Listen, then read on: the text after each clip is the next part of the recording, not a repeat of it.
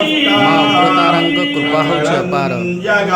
କଥାରେ ଅଛି ମା ଅଗ୍ରତାରାଙ୍କ ମଥାରେ ଆପଣ ମାନସିକ ରଖିକି ଯେକୌଣସି ଫୁଲ ଚଢ଼ାନ୍ତି, ଯଦି ସେ ଫୁଲଟି ଖସିଯାଏ ତାହେଲେ ମାଆଙ୍କର ଆଶୀର୍ବାଦ ହେଇଯାଏ।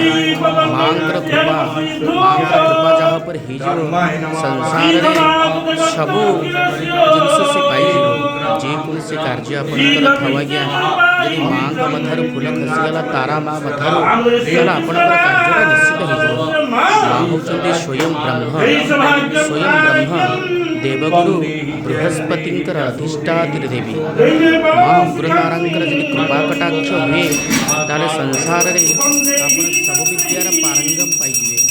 ଇଏ ହେଉଛନ୍ତି ତନ୍ତ୍ର ବିଦ୍ୟାର ଗୁରୁ, ହେଉଛନ୍ତି ତନ୍ତ୍ର ଶାରଦାର ଗୁରୁ, ଇଏ ହେଉଛନ୍ତି ଦେବଗୁରୁ। ନବଗ୍ରହଙ୍କର ଗୁରୁ ହେଉଛନ୍ତି ସ୍ୱୟଂ ବୃହସ୍ପତିଙ୍କର ଅଧିଷ୍ଠାତ୍ରୀ ଦେବୀ ସ୍ୱୟଂ ତାରା।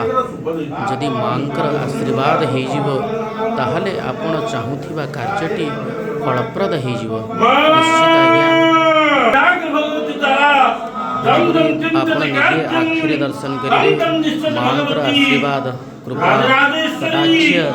ତାରା ସ୍ୱୟଂ ତାରା ଆଜ୍ଞା, ଦେଖନ୍ତୁ ମାଆର ଆଶୀର୍ବାଦ, ଦେଖନ୍ତୁ ମାଆଙ୍କର ଆଶୀର୍ବାଦ ଦେଖନ୍ତୁ ଆଜ୍ଞା, ଦେଖନ୍ତୁ ମାଆର ଆଶୀର୍ବାଦ ଦେଖନ୍ତୁ ଆଜ୍ଞା। ଜୟ ତାରା, ଜୟ ତାରା, ଜୟ ତାରା।